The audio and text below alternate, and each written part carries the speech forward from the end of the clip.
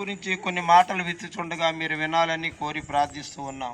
ప్రియమైన వారులారా, యేసు ప్రభు వారు ఈ లోకములో జన్మించి 33.5 సంవత్సరాలు జీవించి 3.5 సంవత్సరాల కాలంలో అద్భుత కార్యములు, ఆశ్చర్య కార్యములు జరిగించి ఉన్నారు. ప్రియులారా, నిజమే ప్రియులారా.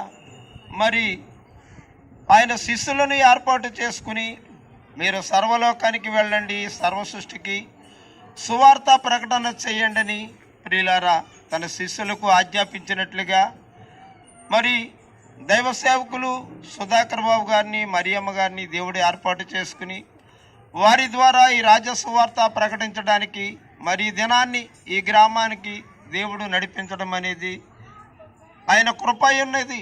ప్రియులారా, ఆయన కృప లేకపోతే, ఆయన కాపుదల లేకపోతే మనం ఈ లోకములో జీవించలేము. ఎందుకంటే మనం అందరము కూడా పాపంలో పుట్టి పాపంలో పెరుగుతున్న మనల్ని రక్షించాలని ఆయన ఈ లోకానికి వచ్చి ఉన్నాడు. ప్రియులారా, పాపులను రక్షించడానికి యేసు ప్రభు ఈ లోకానికి వచ్చి ఉన్నాడని ప్రతి ఒక్కరూ తెలుసుకోవాలి. పోనీ మన పాపులమే కదా, మన పాపములు కడిగి వేసుకుందారని మన ఇష్టానుసారంగా ఎన్నో కార్యక్రమాలు చేస్తూ ఉంటాం. నువ్వు ఎన్ని చేసినా నీలో ఉన్న పాపం మాత్రం అలాగే మిగిలి ఉంటుంది. ఎందుకంటే ప్రియులారా, పరిశుద్ధమైన, ప్రశస్తమైన, పవిత్రమైన, ఏ కళంకము లేనటువంటి పరిశుద్ధమైన రక్తంతోనే పాపము కడిగివేయబడాలి.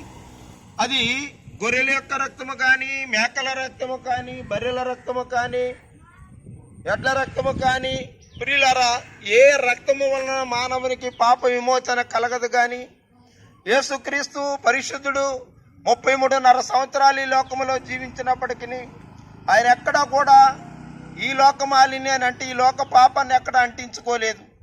ఆయన పరిశుద్ధుడిగా, పవిత్రుడిగా 33.5 సంవత్సరాలు జీవించి మనందరి పాపములను కూడా ఆయన మోసి ఉన్నాడు ఆ సిలువ భారం మీద. ప్రియులారా, గమనించండి, ఈ సిలువ మాను మీద ఆయన చనిపోయి సమాధి చేయబడి ప్రియులారా మనందరినీ రక్షించి ఆ పరలోకం చేర్చాలని ఆయన వచ్చాడు. ఎందరైతే యేసుక్రీస్తును సొంత రక్షకునిగా అంగీకరిస్తారో, ఎందరైతే ఆయన రక్షకునిగా అంగీకరించి నమ్మి బాప్తిసం పొందుతారో వారందరూ కూడా పరలోక రాజ్యానికి వారసులవుతారు. ప్రియులారా, నమ్మి బాప్తిసం పొందినవాడు రక్షించబడతాడు, నమ్మనివాడు శిక్షకు పాత్రుడై ఆ నిత్య నరకాగ్నిలో పడవేయబడతాడు. ఈ మాటలు విన్న మీరు అందరూ కూడా ఇప్పటి వరకు ఒకవేళ ప్రభువుని ఎరగక నమ్మక ఉండినట్లయితే ఇప్పుడే యేసు ప్రభువుని సొంత రక్షకునిగా అంగీకరించండి.